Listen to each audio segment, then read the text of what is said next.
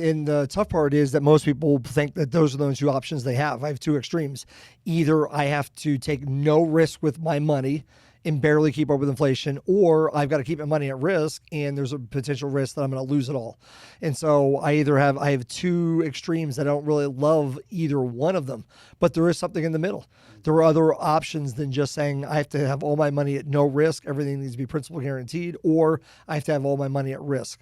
And part of planning is determining how much of that money you should have no risk with, how much of your assets you should have risk with.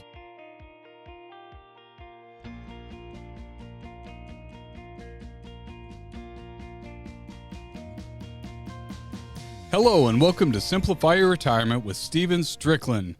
Welcome back, Steven. Great to be back here, Paul. Yeah, we're excited to be able to continue our conversations here. The season so far, this is episode 5. Amazing. I mean, it's hard to believe. We always seem to keep going and go, wow, I can't believe we've gone that far already, right? Yeah, it's been exciting. You know, every season has its own theme. Yep. And so for season 5 this year, obviously this is the first season we've done video along with the audio, so we're excited about that. Yes. For people to watch us on YouTube or whichever method they like to watch us on, but also listen to it and view us at the same time. So season 5 has been exciting so far, especially for us. I know I'm enjoying it. Hopefully you are too. Absolutely. And hopefully they are too. Yeah, absolutely. Yeah. And so one of the things we've been doing is we've been talking about the 7 areas of financial planning. Mm-hmm. And again, we want to remind anyone, if this is the first time watching, if you've come across this for the first time, you've had someone share it with you, whatever it is, the YouTube algorithm puts this in your possible to view list here,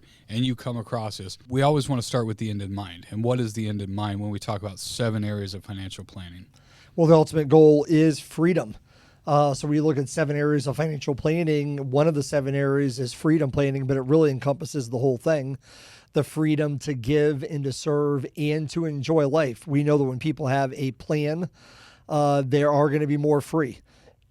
And the ultimate goal of all of our retirement planning is that freedom. When someone is free to give, when someone's free to have enough time to serve and where they want to and just be able to enjoy life, we know that they are truly free. And so that's the whole goal of the course, of the podcast, of everything that we do, freedom planning. But we know that freedom planning doesn't just happen. There's these other 6 areas: liquidity, income, growth, tax, legacy, and insurance.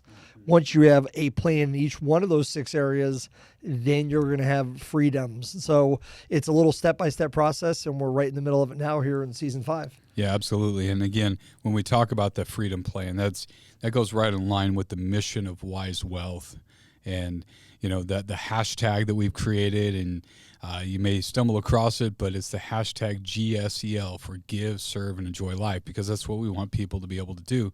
But that does not happen by accident. You do have to plan for it. And so when we plan through these 7 areas, that is the end result. But that's also what we're gauging everything against. Yeah. And so last episode, we were talking about the income planning aspect of it, and we talked about budgeting and knowing how much you need for both living expenses and lifestyle expenses. And when we think about that, as we take a small step back, just to recap that, when we talk about it from the standpoint of giving, serving, and enjoying life, this is where, when we talk about how it guides it, you build that in.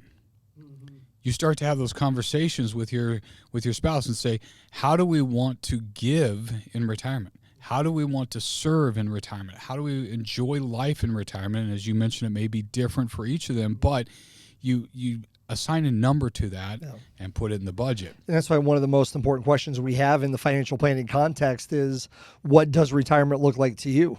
And so because that answer is so different for everybody, and based on the answers to that question, there's a different income need based on what you want to do in retirement. Enjoying life for some people means sitting in the rocking chair. It means sitting in the backyard with the pool you built and having the grandkids come over. And for some people, it means never being home and traveling all the time. There is no right or wrong answer, but we do need an answer.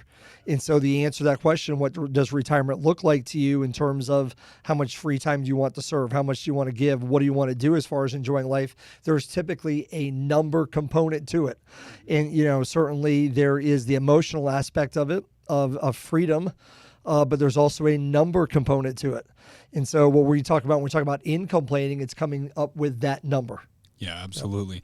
Yep. And so that's the first part of what we have to address when we're talking about income within the context of planning. And so again, this all goes back to what we've talked about for a long time. You go back to any of the previous episodes from Simplify Your Retirement, you go to the class, you read the book, whatever it is, however you come across it, you're going to see the 3-bucket approach to retirement income planning. And for the income planning portion of it, that is what we need. We need liquidity, income, and growth. And so, but each bucket and each section has rules. And the first rule is really to determine what you need. And so that's what we talked about. But today we want to talk about the rest of the rules around the income planning and how we address that. And we can throw a link up to this graphic, of course, in the show notes. But obviously, we've developed this from a long time ago, copyrighted it. This is our 3-bucket approach to retirement income planning. Like you said, it's really what makes it simple. A lot of people can look down and see numbers, but it's just easier to see it through a picture. A picture is worth 1,000 words. And so we'll take someone's entire retirement assets and divide it out into 3 different buckets like this. And really, the way for people to think about your income plan in retirement, what makes it simple is having a number in each one of these buckets. And then when we always say one of the principles is the plan determines the products. Once we know how much money should go in each one of these buckets, then we know what investment options are available to choose from in each one of these buckets.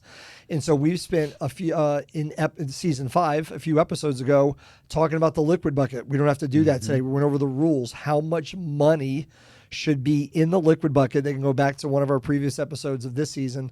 Number 1. Number 2, we also talked about the investment options that are available to you in the liquid bucket. And so today what we're going to do is talk about how much you should have in the income bucket, what the income bucket rules are, and what investment options are available to you here. That's what we mean by the plan determines the products. No investment decisions outside the context of a plan. Is the money that you need to provide liquidity? Is it for income? Is it for growth? We believe there's no such thing as one portfolio that can do all 3 things. There are different investments that were designed and created to fulfill each one of these purposes. Some investments were designed to keep your money liquid and safe. Some investments were designed to produce an income stream. Some investments are designed to grow your assets. Let's use those particular investments for that particular purpose. When someone does that, it makes it simple, but also leads to a great deal of peace of mind. So today we're focused on the income bucket. And what I want to say about that is we go in this order, and it's not by accident. We look at liquid, income, and growth because you take all of your assets designed, designated for retirement, and we fill these buckets in this order. And so if you go back and listen to the liquid bucket episodes, you're going to find out why we say you have to put this much money in your liquid bucket, but no more than that. Because whatever money we don't put in the liquid bucket is available for the income bucket. Whatever money we don't put in this bucket is going to be available for the growth bucket. But it has to go in this order. And today we're talking about the second bucket, which is the income bucket. When a lot of people come to retirement income planning, if they've been doing it on their own, or maybe they talk to a stockbroker or just a normal advisor who knows how to grow the assets. Yeah. Right? And this is what they're used to. They grow their assets. They save in their 401k. They invest. Yeah. And so when they get to retirement, a lot of times all they think they have to do is change their allocation. And now in one portfolio, they have to keep their money liquid for emergencies. They have to keep that money safe for emergencies.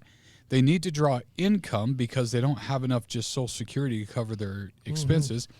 And they have to grow their assets to keep up with inflation. Right. And they try to do all of that in one. Yeah. I always like it when people compare me to normal advisors. That's first of all. Okay. So I always say, well, what does that make me? If the normal advisors, I know normal. what I mean. The traditional, the traditional financial advice is, tinker with the asset allocation. Everything's going to be fine. And we always like to tell everybody, look, there is no one portfolio that can keep your money liquid, draw an income from it, keep it safe, or continue to let it grow. First of all, that is not possible for one portfolio to do all 3 of those things. Number 2, it's not efficient for a portfolio to do that. Number 3, there's a lot less risky, a lot less expensive ways to do it than doing it like that. But the sad part is is that what you just mentioned is the way a lot of people do it. Mm-hmm. They go into retirement and they've had all their money at risk. And so it's what got them here. They think it's just what's going to get them through. And the reason why I say that's a sad thing is that because it doesn't lead to freedom. Okay. It doesn't lead to peace of mind, because then, everyone's always afraid their whole life because everything's tied to the market. Should we be spending this much money doing this, that, or the other? Do we have enough money safe? If we spend this money to buy this thing or go on this vacation, is our income stream going to go down due to the market? That's why we segment it out.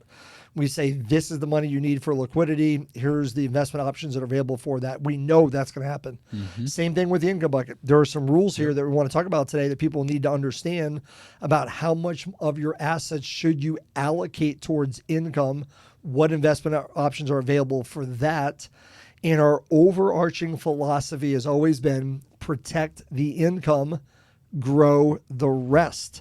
Yes. The reason we say that is because that was the entire reason we have saved our entire life, is so that one day we could make work optional. One day we could walk out the door and have an income stream that we can produce from our investments, free from risk, without us having to go back to work. So the whole reason we deferred our income in retirement, the whole reason we stayed disciplined, the whole reason we sacrificed, set aside money, was to produce an income stream. So I can never understand why someone gets to this point and decide, you know what I'm going to do? Now that I got to retirement, I'm going to continue to put all that money at risk. You have enough money to produce the income stream you need in retirement. Don't risk that portion. Mm-hmm. Again, we're going to tell people to take a risk with some of their money in retirement, but not the portion of money you need for an income stream. That was the whole reason we saved our whole life. So protect the income, but grow the rest. And that is the in-between the extremes, right? Because we talked about one extreme, but then we also have the other extreme that people walk through and they say, you know what? I'm sick of the market. I'm sick of the roller coaster. I'm at retirement and I don't want the ups and downs of the market anymore. And so they swing the pendulum completely the other way. Yeah. And they say, okay, everything's going to be safe. Yeah. And they try to keep it liquid, keep it safe, draw an income, and grow it all in the bank. Yeah. And so protect the income, grow the rest is that in between. It's the happy medium. It's the balance that gives that peace of mind and allows you to be able to have confidence in retirement. And the tough part is that most people think that those are the only two options they have. I have two extremes. Either I have to take no risk with my money and barely keep up with inflation, or I've got to keep my money at risk and there's a potential risk that I'm going to lose it all. And so I have two extremes. I don't really love either one of them, but there is something in the middle. There are other options than just saying I have to have all my money at no risk, everything needs to be principal guaranteed, or I have to have all my money at risk. And part of planning is determining how much of that money you should have no risk with, how much of your assets you should have risk with. We believe here a couple of very important things. Number one is there is no such thing as a bad investment, only a bad fit. The plan determines the products. And the other one is that most people need all kinds of investments even throughout their lifetime. So in other words, it should never come down to 100% of my money should have no market risk. 100% of my money should be all at risk. We don't believe that. We believe that people should have some money that has no market risk whatsoever, some money that should be at risk. But it's determining which amounts you can afford to have in each one of those types of categories. That's the most important thing. Yeah, absolutely. And last episode, we talked about budgeting, from the standpoint of, how much do you need going out and how much do you have coming in? But in a sense, what we're talking about here is budgeting. And we're telling how much of our money to be in the liquid bucket, and then we pick the best products for that. How much to be in the income bucket, pick the best products. How much to be in the growth, and let's put the rest out there. And the reason for this is to be able to create the liquidity that people need and want in retirement. Absolutely. The problem with having one big pile of money that may be significant. In other words, people get to retirement and they may even know intuitively that the amount of money that I have here should be enough for retirement, but I can't touch any of it. That's not the goal. The goal in retirement is to figure out how much of your assets are you going to need for an income, how much can you actually use, touch, have available to spend, have fun with, all those kinds of things. When you have one big pile of money that you're trying to draw an income from it, grow it, and keep it safe and liquid, you're always going to be reluctant to spend any of it. And so if there is a retirement game, if there is a trick to retirement, it is trying to figure out what's the least amount of your assets it takes to produce the income you need. Then the rest of it is available to use for whatever you want. That's important. That's when it really gets fun. Yeah, absolutely. And that's what creates what we would call true liquidity, right? Where you can spend it. Yeah. And so, like you said, you just can't touch it if you have everything in one pile of money and you want to take a trip with your family and you go in and you take money out, but yet you're drawing your income stream from it too. It's like, I can't do it. It's never comfortable, and that's the goal. We want people to be free to enjoy life. We want people to know this is the money you have available to just spend and do whatever. You could risk it, you could use it, you could lose it, and it's going to have no impact on your liquid needs, which is within 5 years, or your income needs in retirement.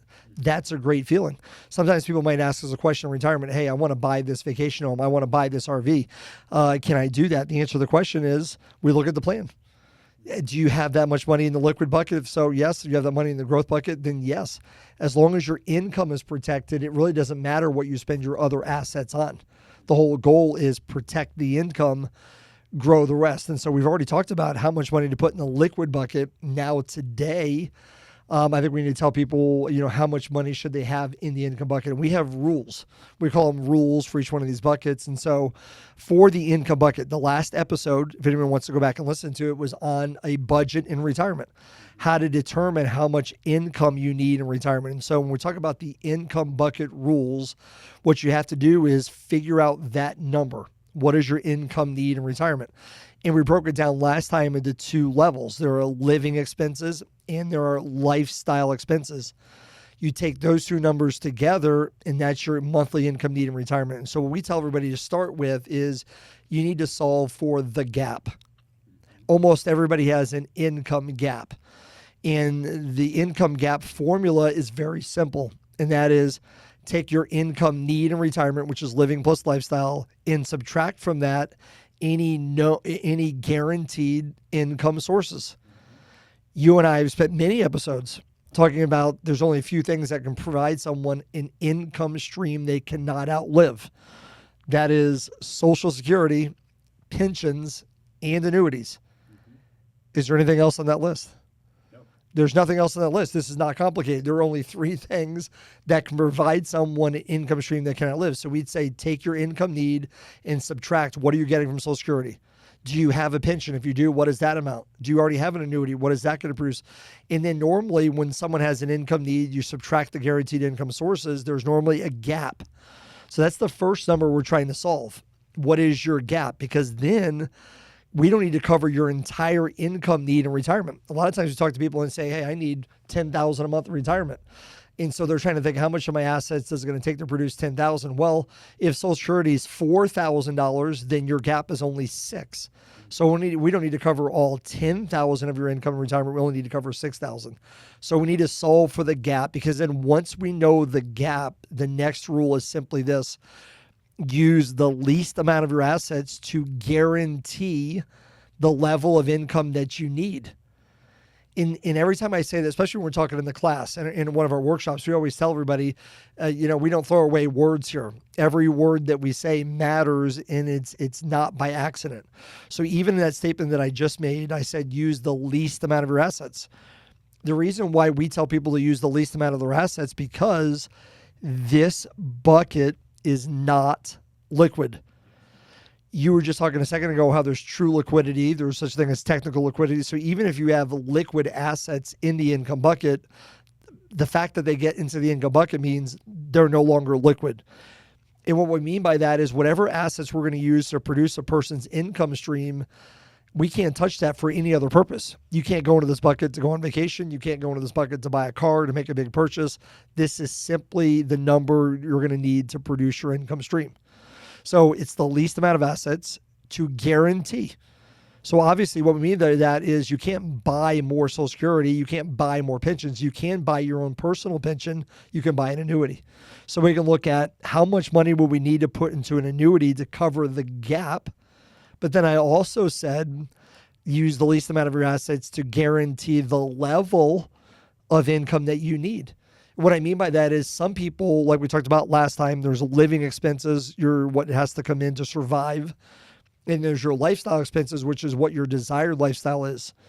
Sometimes we meet with people and they want to, at the very least, guarantee everything on the living expenses side of the column. So we'd say to them, okay, what do we need to put into an annuity? Because it's the only thing that will guarantee it, to make sure that no matter what, your living expenses are covered. And I'll take a risk with the rest. Some people say, well, no, I mean, I spent my whole life saving and investing. I want to make sure the bills are paid. I also want to make sure, I want to guarantee I can join this golf club. I can go on these vacations every year and that kind of stuff. And so we can guarantee whichever level of income that they need in retirement. So the liquid bucket rules are determine your income number, which we talked about in our last episode, solve for the gap, which is basically just subtracting any guaranteed income sources, then determining what's the least amount of assets I would need to guarantee the level of income that I want. And I do think it's absolutely critical for people to understand whatever number we put in the income bucket is not liquid. We have 3 buckets. The liquid bucket is obviously liquid. Guess what? The growth bucket will be liquid. You can touch it. You can use it. You can do whatever you want with it. The income bucket's the one that once it's set in there, even if you have liquid assets inside of it, even though you technically could go into this bucket and pull money out, we're just saying for all practical purposes, the money you put in this bucket is no longer liquid. But that does something for you. It actually creates true liquidity. It creates liquid money in your growth in liquid buckets that you can use. And typically by segmenting your assets like this, it's taking on less risk. It's less expensive. It's using the least amount of your assets. It's producing more liquidity to do it like this. You know, a great way to start this conversation and make this happen for someone, if they've never walked through this process before, is just like we offered last time, email us at info@wisewealth.com, and we will get you the Simplify Your Retirement Workbook. Because if you remember on that worksheet that we talked about in the workbook last time, the budgeting part that breaks it down in between living and lifestyle expenses, right below that on the same page is where you put your guaranteed retirement income sources. Yeah. And so you have everything you need to solve the puzzle of the income bucket here in one place. Absolutely. And that's why we created that sheet to keep it simple. You have your income need on top, guaranteed income sources in the bottom. You have the 2 pieces of the information you need to solve for the gap. The gap is critical because the gap it's going to determine what the total amount of your overall assets we're going to need to cover that gap. Yeah, absolutely. And so it's a critical thing to do. And I know we're talking about products. We spent a little more time in the liquid bucket portion talking about assets, but we may have to have an episode here coming up. I know we've done it before, but just talk about some of the very specific products to be used because there's a lot of confusion around it. And so that's what we want to do. We want to simplify this and clear up the confusion. But the confusion, clearing up the confusion starts with what we're talking about here today, which is protect the income, grow the rest, right? Because the plan does determine the products. So the products then become secondary. They help us solve the puzzle. They're just simply pieces. They can change over time.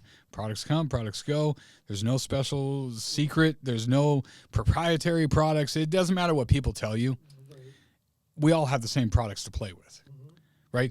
There might be a special one that only this company can sell, but that doesn't mean that is unique in and of itself. An annuity is an annuity, or a life insurance is life insurance. Mutual funds are mutual funds, right? I mean, what's owned inside of them might be proprietary, but we all have the same pieces to play with. And so that's the last thing that we do. What's important and what people need to understand, what I'm hearing you say here is what we have to understand is the level of income that they want to protect. Well, we're talking about something that's specific. You know what I mean? Sometimes we talk about different products and people talk about, there's bank products and brokerage products and insurance products. And sometimes the mindset is, well, I'll allocate a little bit towards that. Okay. So I hear annuities are good. They produce, let me allocate, X percentage of my, well, that's not what we're saying. Mm-hmm. We're not saying just take a certain percentage and allocate it to return assets. We're saying solve for the gap, solve for a specific number. And then how much money should I put into an annuity? Well, the answer to that question is, what's the least amount I have to put into this annuity contract to solve for that number in this number of years? It's that easy to a certain extent, but there is certainly some math involved. There's some consultation involved in that. But very simply, it's not just allocating a certain percentage. It's solving for a specific number. And in some ways, that's one of those things where you might see the difference between a planner and a salesperson. Would be a salesperson might say, well, let's just stick 200,000 in the income bucket. Yeah. Whereas a planner, if we're solving for a very specific number, we might say, no, not 200,000. We need $172,839. Because it answers a specific problem. And we're not putting more in there than we need to because we want to create that true liquidity in the growth bucket. That's why we always tell everybody it takes all three of these. You can't protect the income and not grow the rest. So you want to follow the plan all the way through. We obviously have a book we can send you. If this is your first time listening to this podcast and you just found out about us, certainly we have an entire book on the subject, Simplify Your Retirement. You can go to our website, wisewealth.com, and go to the Contact Us section, request our book. Because I know in these kinds of episodes, we can only go one at a time, but all this stuff builds on each other. So once you have your money in the liquid bucket, now we're on the income bucket. We want to use the least amount of assets. So we're solving for a specific number because we want the maximum amount of money to be in the growth bucket. Because the growth bucket's the bucket that we're going to use to continue to invest in the market. We want to beat inflation. It's what's going to help us overcome, the big risk in retirement, healthcare, inflation, taxes, all those things. So our goal as planners is not to sell annuities. Our goal as planners is not to sell CDs. Our goal in as planners is to have as much money as possible growing for our clients for as long as possible, but not taking a risk with the part we shouldn't take a risk with. So there's two extremes. One extreme is, I'm going to leave all my money in the stock market. I got here by investing in the stock market, so therefore I'm going to take out 4% a year, 5% a year. I'm hoping my portfolio continues to average 6% a year. So if I'm averaging 6 and it pulls out 5, I should have enough money to do what I need to do. They're taking on a lot of risk. And there's many times we've talked about sequence of returns risk and how the average is not the same as the annual rate of return. There's a lot of risk with that. Can it work? Can a person leave 100% of their assets at risk in retirement that they need for an income stream? It can work. Is it guaranteed to work? No. Can a person average 6% a year, withdraw 5% a year, and run out of money? Absolutely. So what we try to do is as planners say, our job is to foresee a risk that's out there and say, look, this is an actual potential risk. We need to eliminate that risk or minimize that risk. You can do one of the two.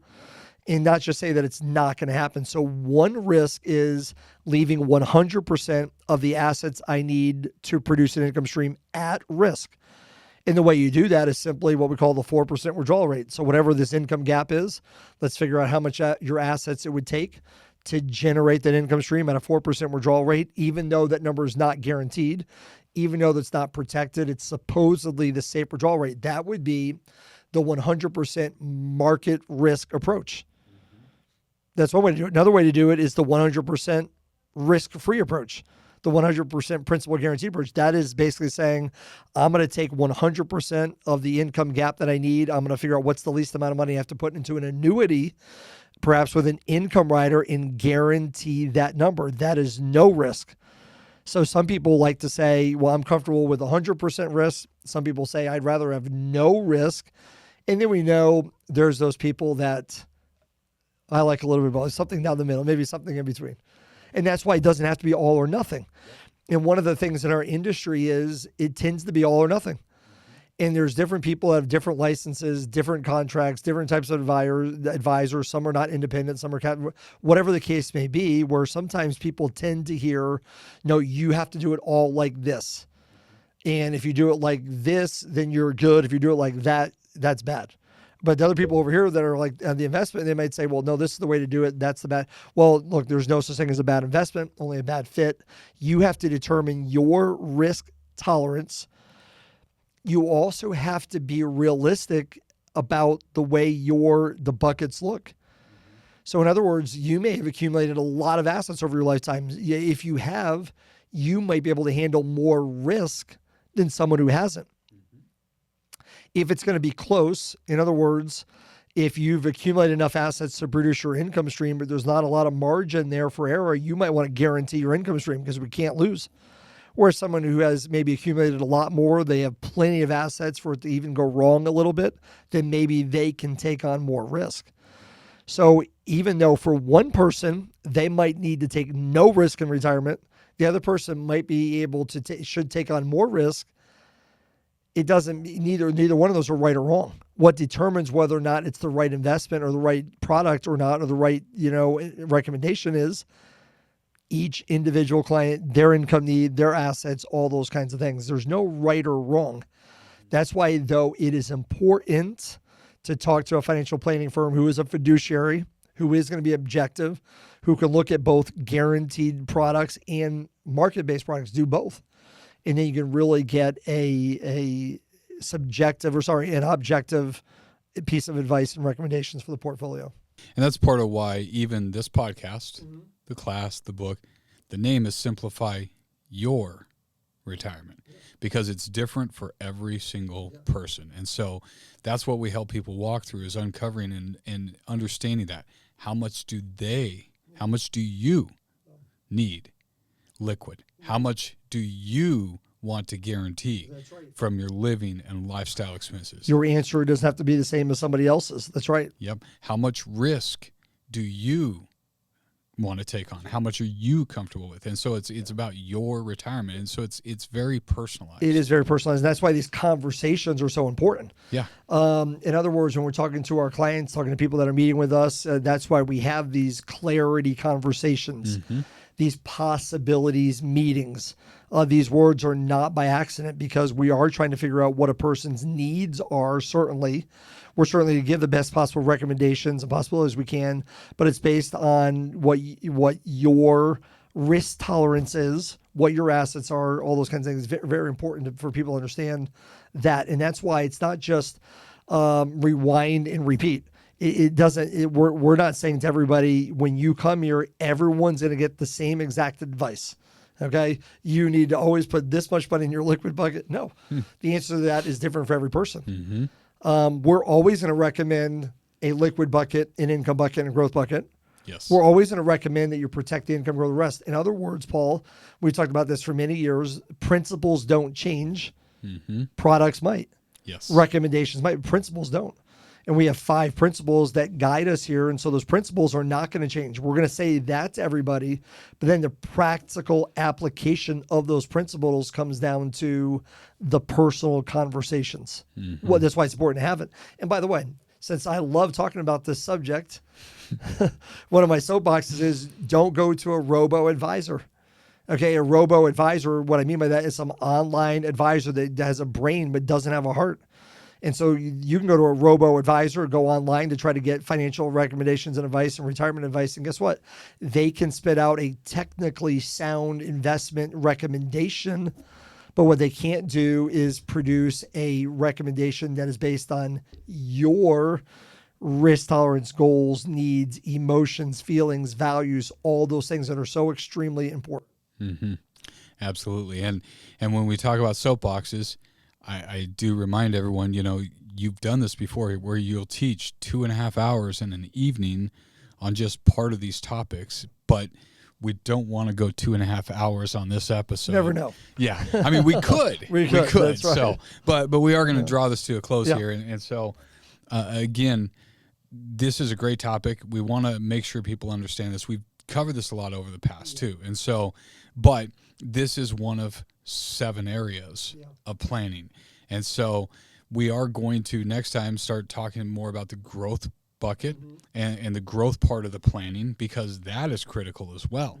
Because just like even when we talked about last episode, where some things like healthcare cost actually increase at a higher rate inflation-wise than other things do. And so how do you address those? How do you address the unknowns, those things? We're going to get into that next time. Well, it's important because even today, we could spend a lot of time talking about some of the risk of having a market-based approach to income and retirement, sequence of returns risk. I'm sure we've done episodes in the past on the sequence of returns. So important for people to understand this because most people don't. And a lot of financial advisors don't. The order that the returns comes in has a dramatic impact on your success in retirement when it comes to income streams. So I think it's important for people to know what their income need is, to know what the gap is, then to understand what the options are to cover those gaps. There are certain things that need to be known, what your income need is in retirement and what your gap is. Those things are known numbers. Then from there are different ways to cover that. And that's going to, the ways or the options you have to cover those income gaps are going to be no risk, 100% risk, something in between. And that's not only based on your risk tolerance, it's based on the size of your assets, how much you save for retirement, how much income you need, those kinds of things. A lot of variables go into that part. Yep, absolutely. And so that is where the protect the income part of the principle comes into play. And then next time we're going to dive into the grow the rest. Absolutely. And the grow the rest part is liquid. And if there's anything I want everyone to understand, even listening to this episode today, is the reason why it's important to solve for the gap and to figure out your assets that's going to take to cover that income gap is because that portion is not liquid, regardless of the investments that we choose. And sometimes people are afraid to use certain investments. Well, that's not a liquid investment.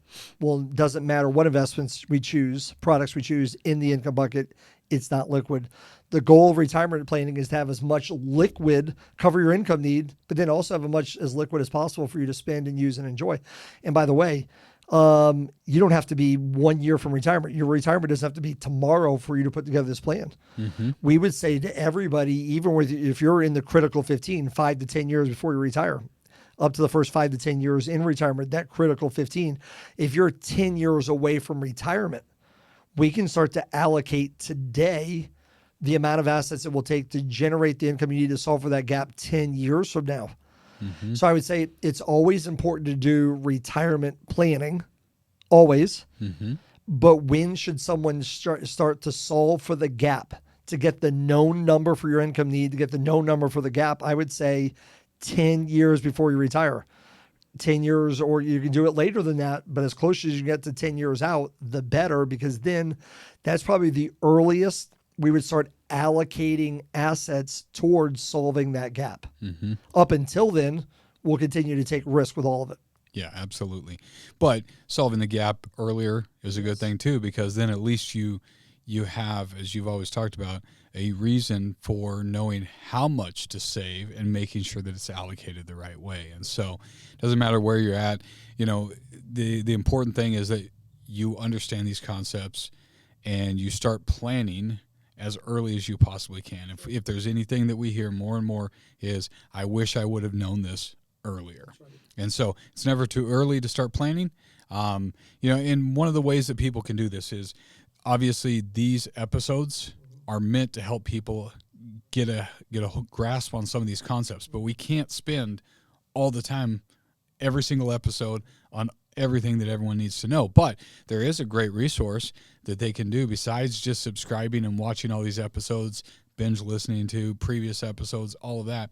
And that is to read the book, Simplify Your Retirement. So if you want a copy of Stephen's book, Simplify Your Retirement, email us at info@wisewealth.com, and we would love to get you a copy of his book for you to be able to get all of these concepts. Like he said, they're building blocks, and be able to build one on the other and be able to gather all these in one place.